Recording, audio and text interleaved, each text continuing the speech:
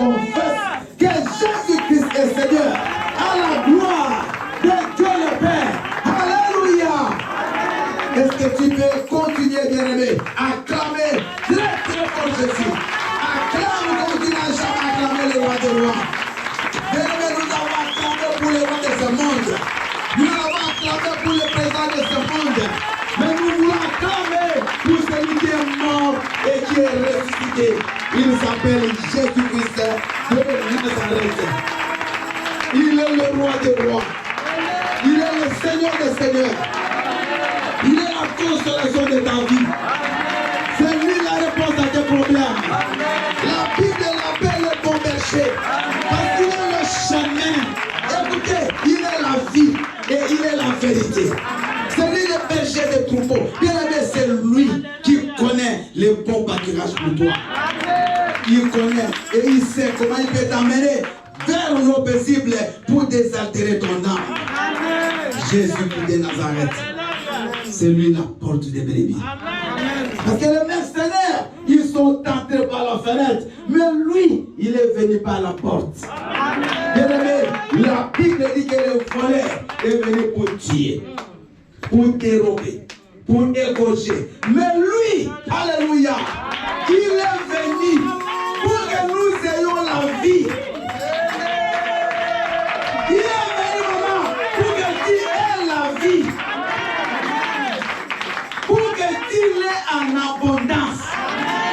Pour que tu en jouisses pleinement. Est-ce que vous me suivez ce matin? Est-ce que vous comprenez que vous êtes les enfants de Dieu? Parce qu'il vous appelle ses fils et ses filles. La Bible dit nous sommes ses fils et ses filles et il est pour notre père. Bien aimé, vous savez, avoir un père, c'est un privilège. Moi, mon père, il est déjà décédé. Mais ceux qui ont des papas ici, des mamans, ils comprennent ce que je dis. Un père, il répond à tout. Il dit qu'il est ton père. Il est ton, n'est pas ton tonton, pas ton oncle, pas ta tante, mais il est ton père. Alléluia. Est-ce que vous comprenez qu'il est votre père? Oh, alléluia. C'est pour cela que Jésus disait, il faut que je m'en aille. Parce que c'est très important. Parce que si je ne m'en vais pas, je ne vous enverrai pas le consolateur. Je ne vous enverrai pas Allos Paracletos. Parce que lui, quand il viendra, il vous enseignera toutes choses. Il vous montrera qu'est-ce que vous devez faire. Parce que Jésus-Christ est avec nous. Il marche avec nous. Il est à côté de nous. Parallèlement avec nous. Il avance avec toi. Il est là. Jésus-Christ de Nazareth. Alléluia. Mais si Jésus est avec toi, tu auras peur de qui? La Bible dit que 1000 tomberont à ton côté et 10 000 à ta droite et tu ne seras jamais atteint. Car même si l'ennemi vient comme un fleuve, alléluia, Ésaïe 59, verset 19, même s'il vient comme un fleuve, mais l'Esprit de l'Éternel le mettra en vie. L'Esprit de l'Éternel le mettra en vie. Car ils sortiront par un chemin, mais ils s'enfuiront par 7 chemins. Oh, gloire à Jésus. Gloire à l'agneau. Gloire à l'agneau. Gloire à l'agneau. Seigneur, manifeste-toi ce matin. Interviens, Seigneur Dieu, parce que ton peuple, il a soif de toi. Il est venu pour que tu lui parles. Il est venu pour t'adorer. Et il t'a adoré. Maintenant, il veut écouter ta parole. Parce que la Bible dit que l'homme ne vivra pas seulement de pain, mais de toutes les paroles qui sortent de la bouche de l'Éternel. Que ta parole qui est vie, qu'elle nous donne, Seigneur, de la connaissance. J'ai détruit tout ce qui n'est pas de toi, Seigneur.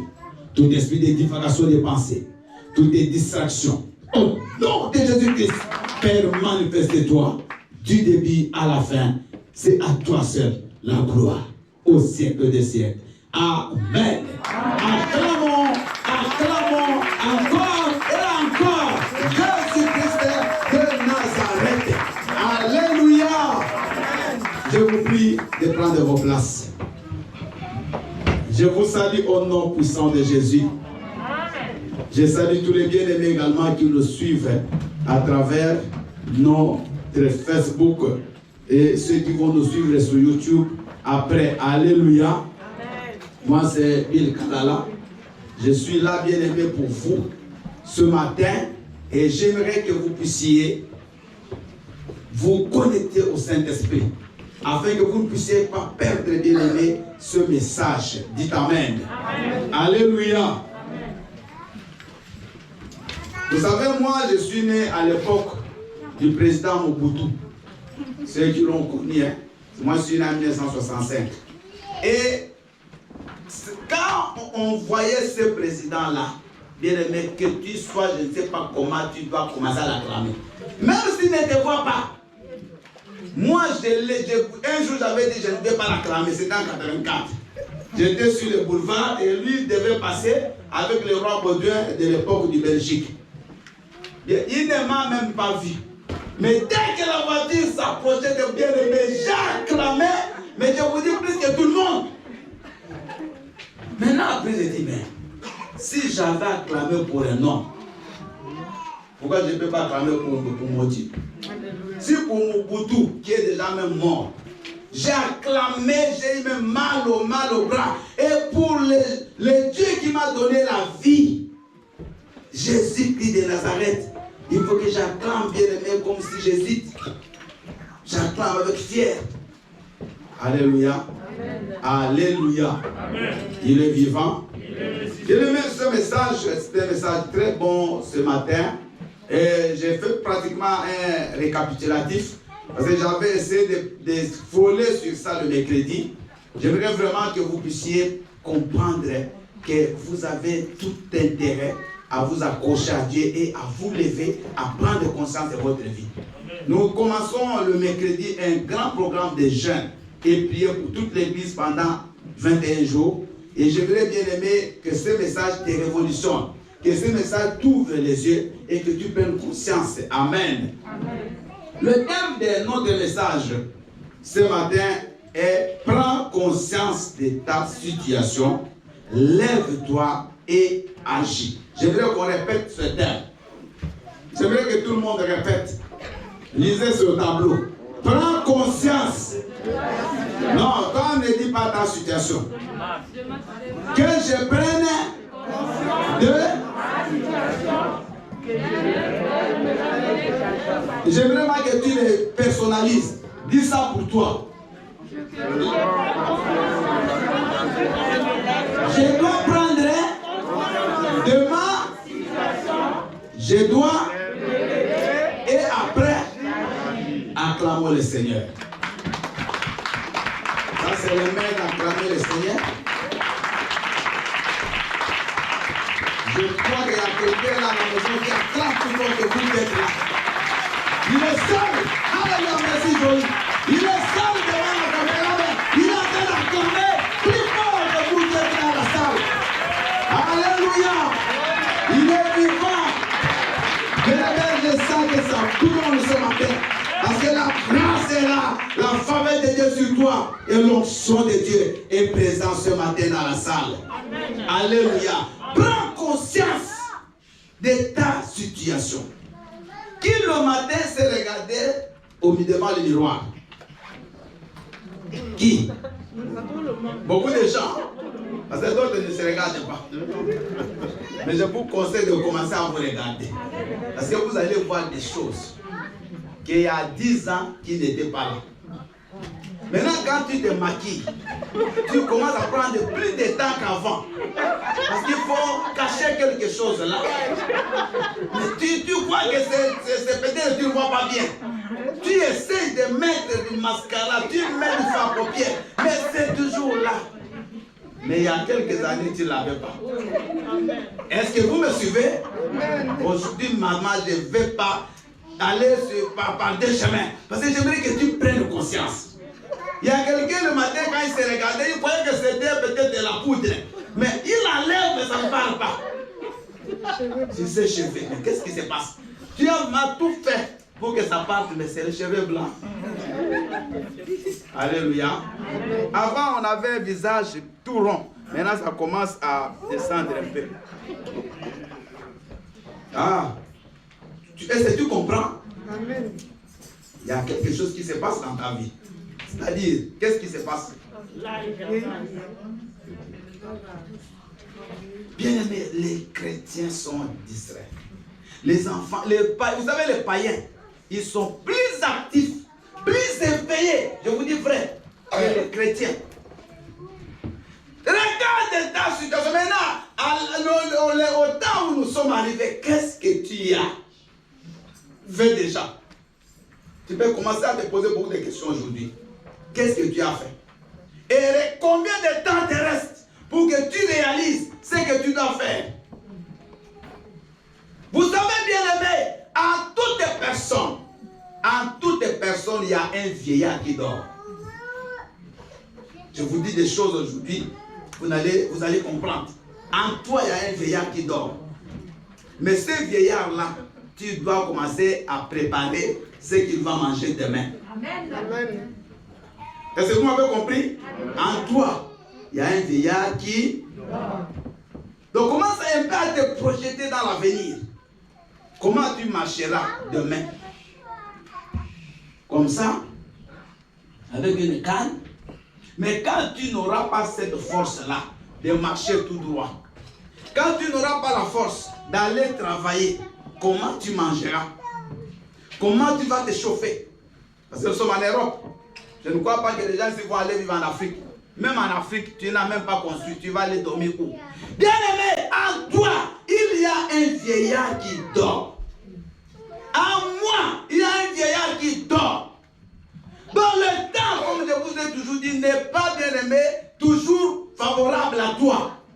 Le temps avance. Même si tu crois que tu as 20 ans, mais le temps avance parce que tu n'as plus 1 an, tu as 20 ans. Tu n'as plus 10 ans, tu as 12. Donc il y a toujours un temps qui avance pour tout le monde. Mais ce qui est malheureux pour nous, on ne prend pas conscience. Vous voyez quelqu'un qui a 50 ans, mais il joue avec sa vie. Il se croit encore un garçon de 10 ans, un enfant de 6 ans. Quelqu'un bien aimé qui a 60 ans, mais il se croit, il commence encore à faire des projets. Mais c'est la folie. Alléluia. Amen. Alléluia. La Bible dit que l'Esprit du Seigneur, il viendra sur les jeunes, ils vous auront quoi? Les rêves. Et les vieillards auront quoi? Les songes. Est-ce qu'on dit que les vieillards auront des rêves? Les rêves, c'est aux vieillards. C'est les jeunes qui peuvent avoir des rêves, qui peuvent rêver sur l'avenir. Mais un vieillard, il doit commencer à dormir et avoir des songes. C'est fini. Voir comment il ira au ciel, comment on va l'enterrer. C'est ça. Mais qu'est-ce qui se passe? C'est des vieillards, tellement on n'a rien fait. Quand on était des jeunes. Maintenant, dans la vieillesse, on commence à rêver. Vous voyez, on fait juste le contraire. Le matin, tu dois dévorer. Et le soir, tu dois vomir. Dites Amen. Amen. Vous voyez, il y a des animaux qu'on appelle des ruminants. Comme des bœufs, prenons les bœufs. Lui, quand il mange, il garde une partie. Après, il va commencer à remanger ça. À un moment donné, même le soir. Parce qu'il sait garder. Il sait cacher. Il sait qu'après, il aura faim. Alléluia. Amen. C'est maintenant que tu dois manger et garder une partie pour que demain, tu puisses faire quoi? La partie que tu as gardée là, tu l'utilises. Parce que demain, tu n'auras plus la force de travailler. Que personne ne vous trompe. Il y aura un temps pour tout le monde. Et ça, c'est obligatoire. Qu'on soit pasteur, qu'on soit chrétien, qu'on soit je ne sais pas qui. Il y aura un temps où tout le monde deviendra vieux. À part ceux qui vont rentrer au ciel peut-être jeunes. Mais maintenant, ce que nous devons faire, c'est de prendre conscience. Il y a des gens bien aimés qui sont en train de rêver, en train de dormir, en train de passer leur temps à ne rien faire, à ne passer le temps dans des choses inutiles, des choses futiles. Vous allez voir quelqu'un qui passe tout son temps devant la télé. Il passe tout son temps au téléphone. Il passe son temps à regarder Facebook. Bien aimé, moi, je prêche sur Facebook le dimanche. Mon épouse est là, je ne sais pas si je regarde ça. Je ne sais pas. Je n'ai pas le temps. Alléluia. Je n'ai pas le temps. Parce que tout ce temps que tu perds, c'est des temps que tu peux profiter pour faire des choses qui demain, quand tu deviendras vieux, vont commencer à te nourrir. Alléluia. Il y a des gens qui ont construit des maisons aujourd'hui, mais demain, quand ils n'auront pas la force, ils peuvent même vendre certaines maisons, ils mettent l'argent en banque et il va vivre calmement. Alléluia. Alléluia. On va prendre des références bibliques. Aujourd'hui, même si tu n'acclames pas, je suis très content. J'aimerais que le message pénètre. Parce que quand on va sortir d'ici, que tout le monde change sa façon de voir les choses. Alléluia. Nous allons écrire 1 Chronique 4, 9 à 10. Ça, c'est le texte de base. Maman Hortense va les préparer. Nous allons également noter Genèse, chapitre 1er, 1 à 5. Et ensuite, nous allons écrire Proverbe 6. Vous pouvez modifier, c'est de 6 à 11. Proverbe 6, de 6 à 11. Maman aimée, vous allez préparer, s'il vous plaît, Proverbe 6, 6 à 11.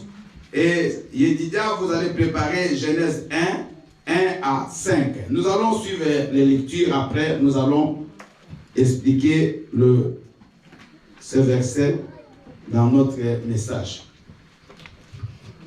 Alléluia. Amen. Je lis la parole dans le livre de 1 Chronique 4, le verset 9 et le verset 10 au nom de Jésus. Jaébet était plus considéré que ses frères.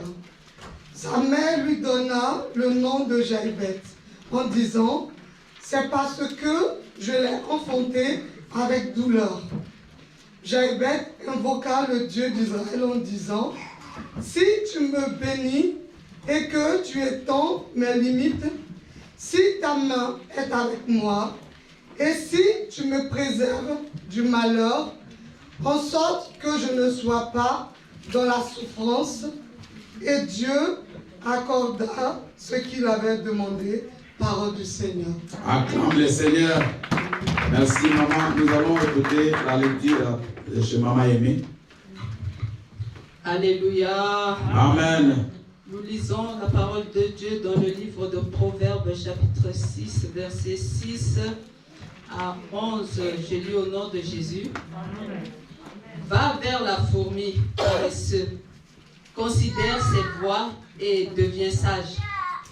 Elle n'a ni chef ni inspecteur, ni maître. Elle prépare en été sa nourriture. Elle amasse pendant la moisson de quoi manger. Paresseux, jusqu'à quand seras-tu couché? Quand te lèveras-tu de ton sommeil? Un peu de sommeil, un peu d'assouplissement, un peu croiser les mains pour dormir. Et la pauvreté te surprendra comme un rôdeur, et la disette comme un homme en armes, parole du Seigneur. Acclamons la parole du Seigneur. Oh, gloire à Jésus. Oui, ma sœur Edith, tu vas lire les derniers de Genèse 1, 1 à 5.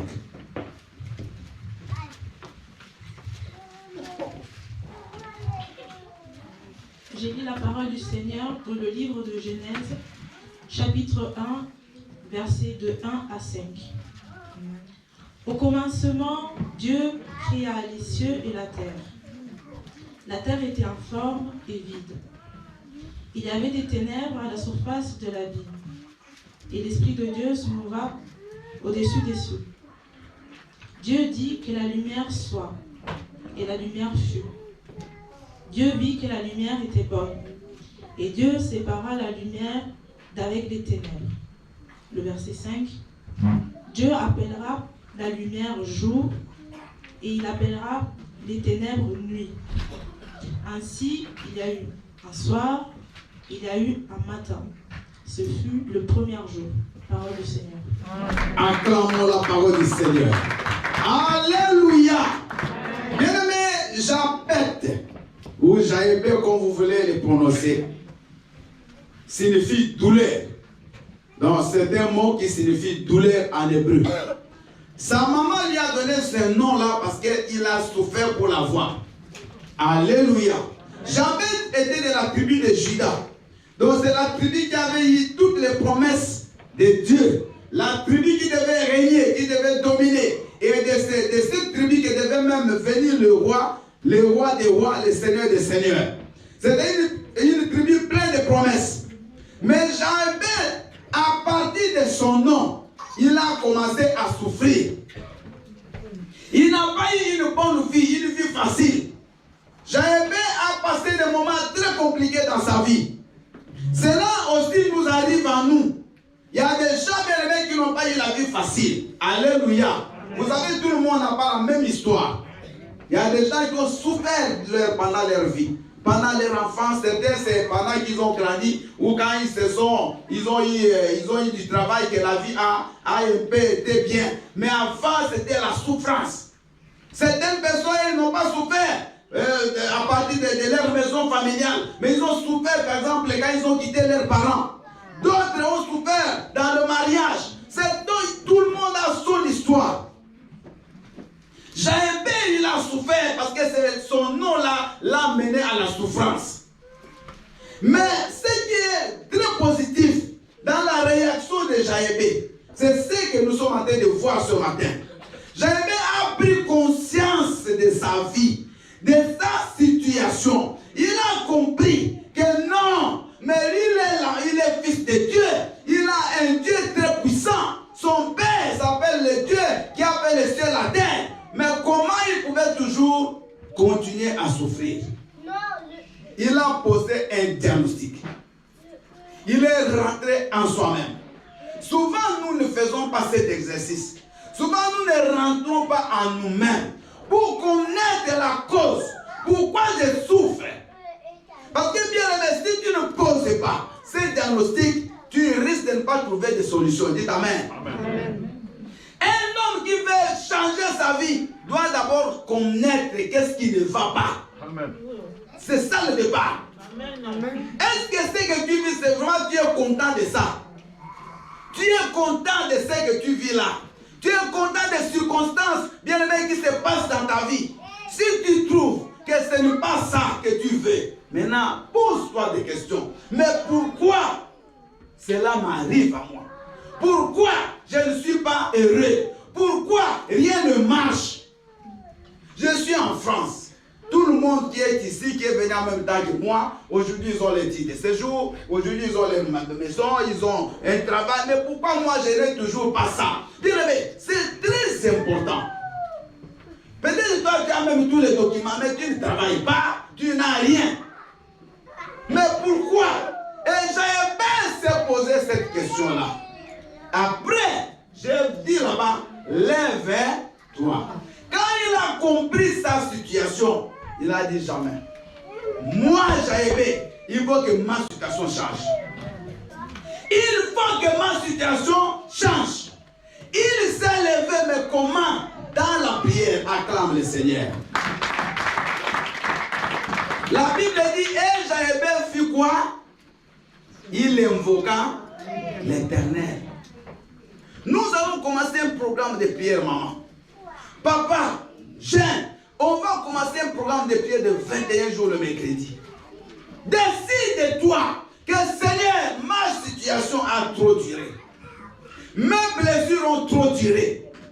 Mon humiliation a trop duré. Il faut que tu interviennes. Bien aimé, si tu pries comme Jaébé, tu verras aussi la gloire de Dieu. Jaébé a dit, Seigneur, si tu peux étendre mes limites.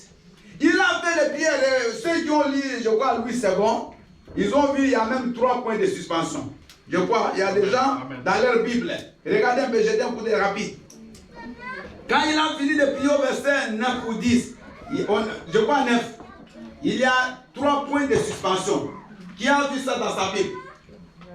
Vous avez vu? Il y a 3 points. Ici, il y a des gens qui ont fait la grammaire. Amen. Amen. Quand on met 3 points de suspension, ça signifie quoi?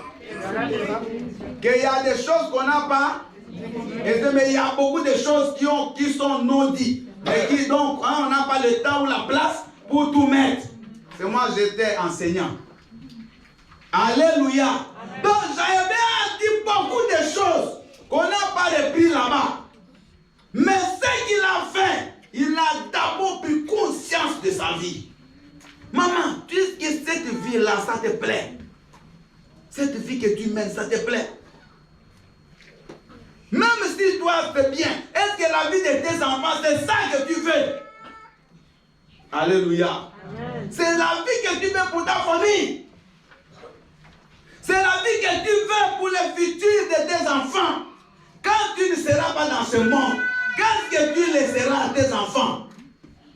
La Bible dit dans Corinthiens que c'est aux parents de laisser l'héritage pour leurs enfants. C'est dans la Bible. Je ne suis pas content, mais j'ai déjà lu ça dans le Nouveau Testament. C'est aux parents de chercher, de laisser l'héritage à leur... Parce que souvent, nous, excusez-moi les termes, hein, en Afrique, c'est toujours les enfants qui doivent prendre la charge. Mais moi, je vois ici, c'est toujours les parents. Ici, c'est comme ça fonctionne. Hein. C'est toujours les parents qui supportent les enfants. Même les enfants sont déjà grands, c'est lui qui les prend en charge. Vous allez voir l'enfant, il n'a pas de travail, il va rentrer chez qui? C'est toujours les parents qui ont beaucoup d'argent que les enfants ici en Europe. Alors, je ne sais pas si, peut-être que vous ne savez pas, mais c'est comme ça ici. Hein. Ici, c'est l'enfant qui va hériter. Pas, vous n'allez pas voir les parents qui sont en train d'attendre que l'enfant vienne me prendre en charge. Quand je vais vieillir, c'est lui, non. Ici, ça n'existe presque pas. Et ici, ils appliquent même la Bible. Quand je médite ces versets, mais ils comprennent. Chez nous, c'est le contraire. Chez nous, c'est les enfants qui doivent nous prendre en charge et on les maudit parce qu'ils ne t'envoient rien. On va me toucher des fétiches. Bien aimé, c'est maintenant que tu dois faire tout pour que tes enfants demain, qu'ils ne souffrent pas. Amen. Changer de mentalité. Changer votre façon de comprendre les choses. Mais c'est maintenant que tu dois commencer à prendre conscience. Tu dois t'asseoir. Tu t'éloignes même des gens. Tu prends un temps seul. Ah oui. Jacob, quand il devait rentrer retrouver son frère Esaü, son frère qui menaçait de le tuer, Jacob n'a pas eu besoin de ses enfants ni de ses femmes. Il a dit éloignez-vous de moi. Il est resté seul. La Bible dit il est resté seul. Amen. Et c'est quand il est resté seul qu'il a rencontré l'Éternel. C'est quand il est resté seul que Dieu a changé son nom. Lui qui était menteur, qui était escroc, qui était tourbadou, tous les coquins que vous voulez. Mais à la fin, il est devenu Israël. Amen. Et quand Esaü l'a vu, ce n'est plus Jacob. C'était un autre. Un autre qui avait lutté avec Dieu, que Dieu avait taillé, que Dieu avait brisé. Et quand il est parti, son frère est venu l'embrasser au cou. Acclame le Seigneur. Mais il a pris conscience, Jacob. Il a d'abord refusé de continuer à être esclave de son beau-père là-bas. Il a dit jamais. J'ai travaillé 20 ans comme esclave. Il y a des gens de qui sont comme des esclaves. Tu travailles dans un travail, tous les jours tu pleures. Tout le matin. Ah, ce travail-là. Donc, même quand tu pars, tu es mort déjà. Avant déjà de commencer à travailler, mais tu es mort, malade. Tu n'es pas content, mais tu vas quand même. Alléluia. Si, il y a les choix. À la fin, ça peut te donner des maladies. Parce que vous savez, il y a des choses qu'on ne voit pas, mais qui se passent dans le corps. Quand tu murmures, quand tu vis dans les gémissements, quand tu ne veux pas ces choses, ça peut toucher ton cœur. Donc, la vie bien-aimée, il faut prendre conscience. Si tout ça ne marche pas, tu peux changer. Il y a des gens ici qui font ce qu'on appelle la reconversion. Il était dans le bâtiment. J'ai même vu des ingénieurs. On monte sur des émissions comme des top chefs. Un ingénieur mais qui laisse qu'il veut faire la cuisine. Alléluia. Amen. Et il est resté là-bas. Donc tu n'es pas obligé. Est-ce que vous me suivez? Tu n'es pas obligé de faire ce que tu fais toute ta vie si ça ne te plaît pas. Si ça te plaît, avance. Mais si ça ne te plaît pas, cherche ce qui va te plaire. Moi, je préfère gagner 1000 euros, mais un travail qui me plaît, que de gagner 2000, mais tu es un esclave de toi-même. Donc, ici, bien-aimé Jaébé, il a compris, il a dit non, moi je ne veux plus cette vie. Il s'est révolté. Maman, révolte-toi. Mais quand est-ce que tu vas te réveiller? Regarde l'âge. Regarde le corps. Quand tu es seul, tu connais ton corps. Avant, tu pouvais faire du boulot depuis le matin. Mais là, quand tu... Ah! Donc, tu as toujours mal partout. Alléluia. Même si tu forces, mais le corps n'est plus là. L'âge n'est plus. J'ai dit aux gens, moi là, je ne peux jamais faire la maçonnerie, ce n'est plus l'âge. Parce que si j'essaie, je suis foutu. Alléluia. Alléluia. J'ai un ami, lui il a menti l'âge sur son âge. Donc en réalité là, actuellement il a 59 ans. Maintenant quand il a menti là, il a même mal menti. Donc 30 ans d'écart. Ah oui. 30 ans d'écart. Maintenant quand il a trouvé un travail ici, il travaille dans des avions, faisait le ménage. Bien aimé. Donc on lui donne le travail déjà de son âge. De l'âge qu'il a dans les papiers. Mais tellement il n'a plus l'âge de faire ça, au lieu même il devait être courbé comme ça pour travailler, lui dort carrément sur le dos. Quand le chef passe, il appelle, je venais voir. Mais quel jeune homme peut travailler dans cette position? Alléluia. Alléluia. Parce qu'elle croyait que c'était un jeune homme selon les papiers. Mais c'est l'âge que ça, c'était un vieux déjà. Amen. Donc, bien aimé, dans la vie, il faut être sincère. Tu peux tromper les gens, mais tu ne vas pas te tromper. Amen. Alléluia. C'est maintenant, il faut que tu te maries. N'attends pas demain. Les gens, les hommes sont devenus, tu les chasses. Fais attention. C'est maintenant. Dites amen. C'est maintenant.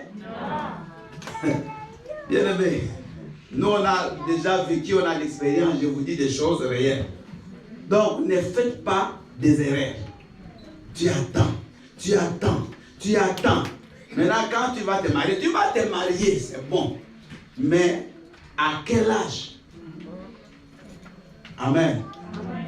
Pour faire des enfants à 50 ans, c'est pas mauvais. Si Dieu le fait un miracle, on va le louer. Alléluia. Mais quand tu auras 70 ans, ton fils ou ta fille aura quel âge? Combien? Quand tu vas aller les chercher au lycée. Ah, mais même ton fils va commencer à être gêné. Parce que les enfants d'ici souvent ils sont gênés. Alléluia. Alléluia. Fais tes enfants maintenant. Tu as encore la force d'élever ces enfants, de les éduquer. Alléluia. Bien aimé, écoutez, moi je dis des choses réelles. Parce que si je ne vous dis pas ça, vous risquez de passer votre temps, vous n'allez jamais vous réveiller. Il faut se réveiller. Amen. Il faut se réveiller. Regardez-nous, à notre âge, on est déjà des grands-parents. C'est bien. Alléluia. Notre petit-fils, il a 13 ans. Donc on verra même ses enfants, les enfants de ses enfants. Mais quand tu vas avoir des enfants, tu as 60 ans. Parce que les femmes, c'est différent, mais pour les hommes, il y a des hommes qui peuvent avoir des enfants de 70 ans. Mais qu'est-ce que tu vas faire? 80 ans déjà, l'enfant a 10 ans. Toi-même, tu n'as même pas la force de te lever le matin pour l'accompagner à l'école. Bien, il ne faut pas rêver. Dites, je ne peux plus rêver. C'est maintenant. Alléluia. Bien, mais il y a encore le temps maintenant, comme tu m'écoutes là. Mais dès que tu sors ici, tu dépasses un jour, c'est fini. Vous savez bien aimé, moi tu peux me prendre tout, mais laisse-moi le temps. Parce que je n'ai plus de temps moi à perdre. Je n'en ai plus. Je n'ai plus. Toi non plus, tu n'en as pas. Donc que personne ne vienne embrouiller ton temps. Alléluia. des choses inutiles. Amen. Le temps où tu dois te concentrer à bâtir ton projet, quelqu'un vient te le gaspiller. Après, quand il va te gaspiller le temps, il va se moquer de toi. Bien aimé, vous savez, les gens qui induisent les autres en erreur, et souvent ils réussissent. C'est ce que j'ai remarqué. Comment lui réussit, mais ceux avec qui il amène dans des montagnes de bons conseils échouent. Et il va se moquer de toi. Alléluia. Ta conscience, il faut qu'elle te parle. Il faut que le Seigneur te parle. Il faut que tu te réveilles. Maman, commence à te lever à chercher du travail. Agis maintenant. Marche. Fais des projets. Écris même sur un papier. Commence à étudier cela. Et commence à agir. On nous a parlé, bien-aimé, de Dieu. Dans Genèse. La Bible dit, le monde était informe et vide. Mais Dieu a trouvé que cette situation n'était pas bonne. Dieu est bien aimé, il a pris conscience. Il a dit non, je ne peux pas laisser le monde tel qu'il est. Et Dieu a fait quoi? Il a commencé à trouver des solutions. Il a dit que le soleil, la lumière soit, et la lumière fut. Il a plaigné des choses que Dieu a créées, c'était la lumière. Pour séparer la lumière d'avec les ténèbres.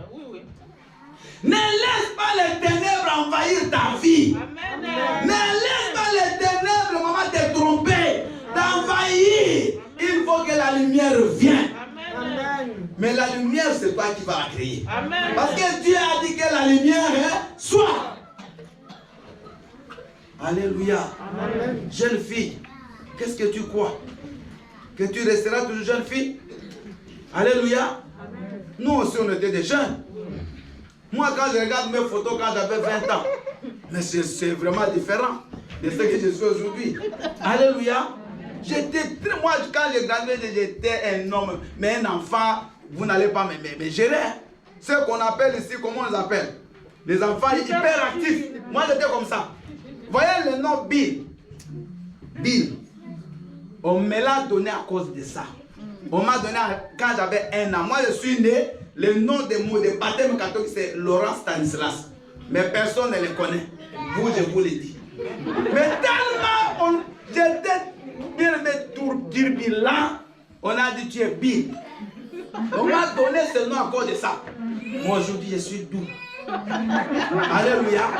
Un grand changement s'est fait dans ma vie. Donc ne crois pas que toi aussi tu seras comme Dieu aujourd'hui là. Tu vas changer. Mais ne change pas, bien aimé, pour que demain on te retrouve sur la rue là. À Matabio, à la gare. Vous voyez, il y a des vieux qui sont là. Il ne sait pas qu'est-ce qu'il va faire. Tellement il n'a plus le repère, il devient fou.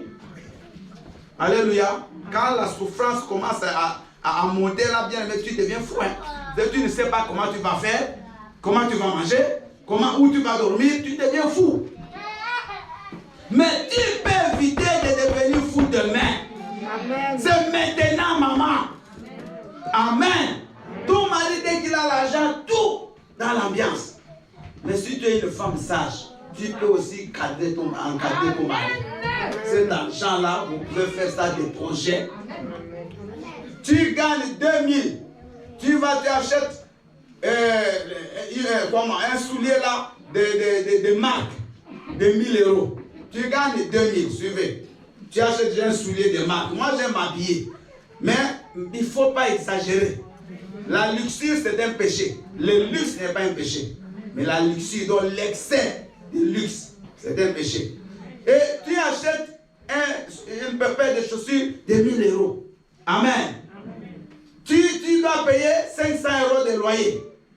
Donc tu as déjà 1500 qui sont partis. Tu as encore des dépenses, des charges. Tu dois aussi envoyer à la famille. À la fin, tu es toujours chaque mois dans les...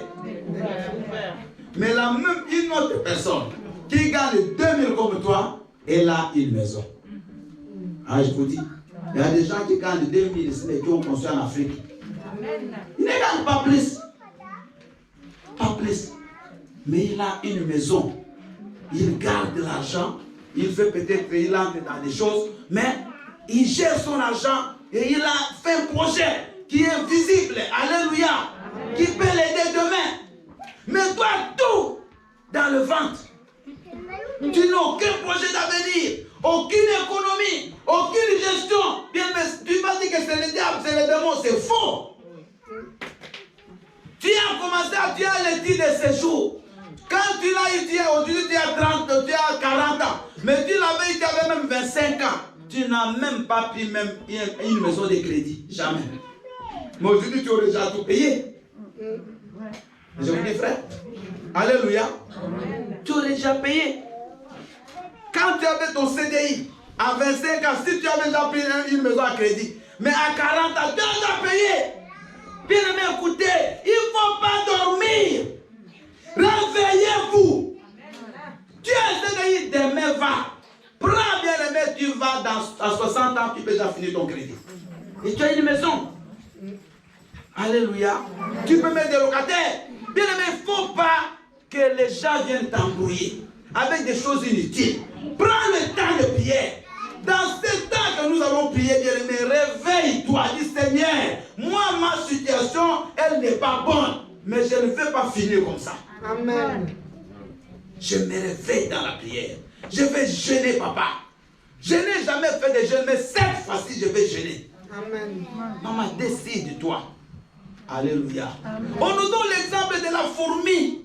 La fourmi. Qu'est-ce qu'on dit? Paresseux. Va vers. Dieu appelle même les gens, il les appelle, il les envoie pas même chez les hommes. Mais Dieu envoie les paresseux chez qui? C'est la fourmi. Vous voyez pas que c'est scandaleux? Dieu envoie une personne chez la fourmi. Il dit paresseux, va vers la fourmi. J'aimerais qu'on relise ça, c'est très beau. C'est le verset 6. Le Proverbe chapitre 6. Va vers la fourmi paresseuse. Considère ses voies et deviens sage.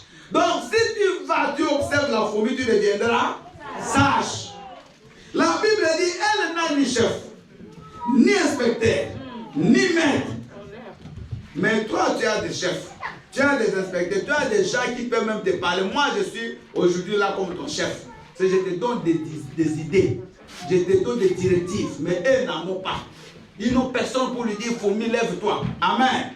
Mais la Bible dit, elle prépare en été sa nourriture et la masse pendant la moisson de quoi manger.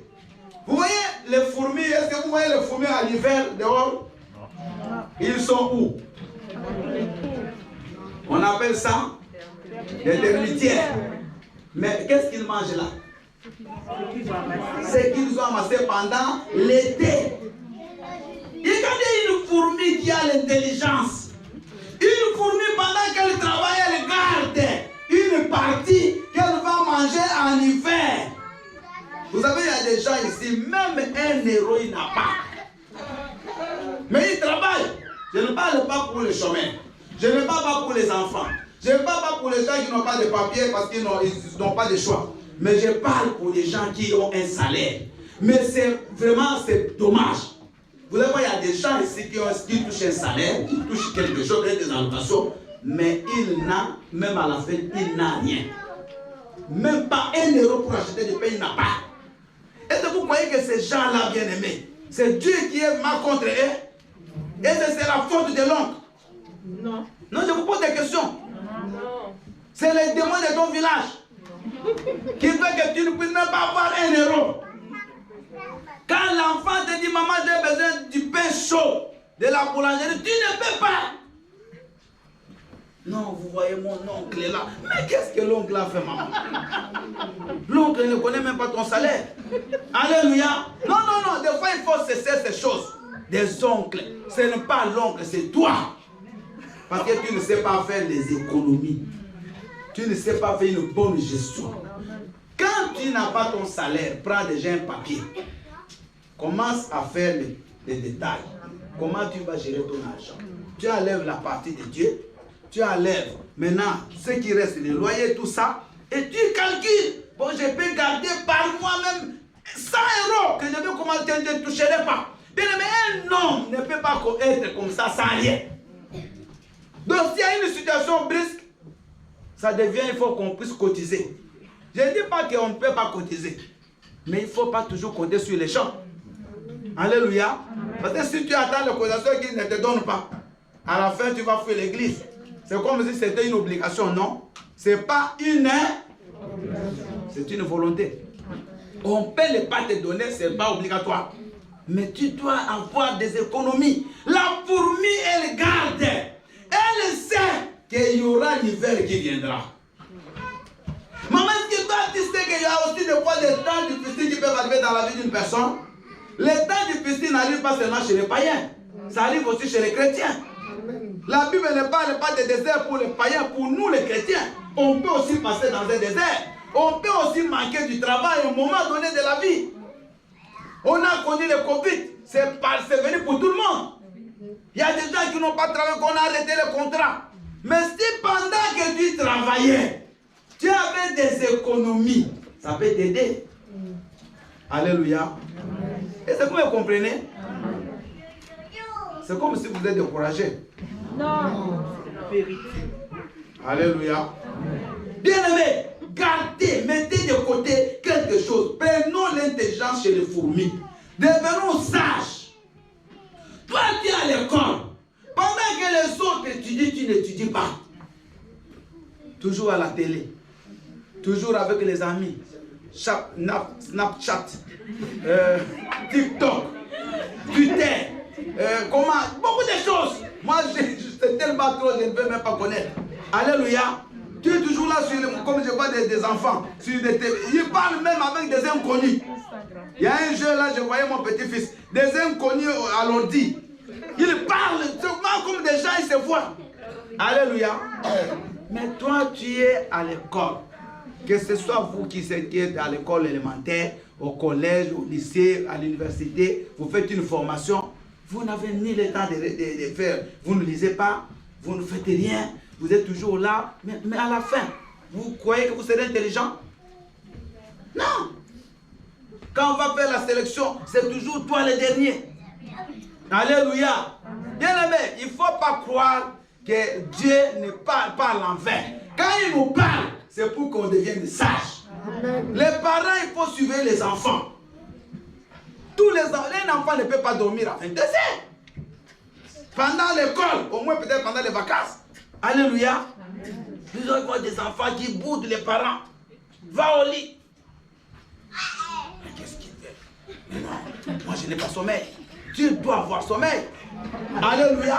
Mais comment à 20 heures tu es au lit? Parce que tu as étudié, la tête devient lourde. Alléluia. Les enfants qui n'ont pas sommeil sont ceux qui n'étudient pas. Parce que vous savez, quand on étudie, ça donne sommeil. Donc un enfant, quand il étudie la sommeil, il doit aller dormir. Les parents, envoyez-les.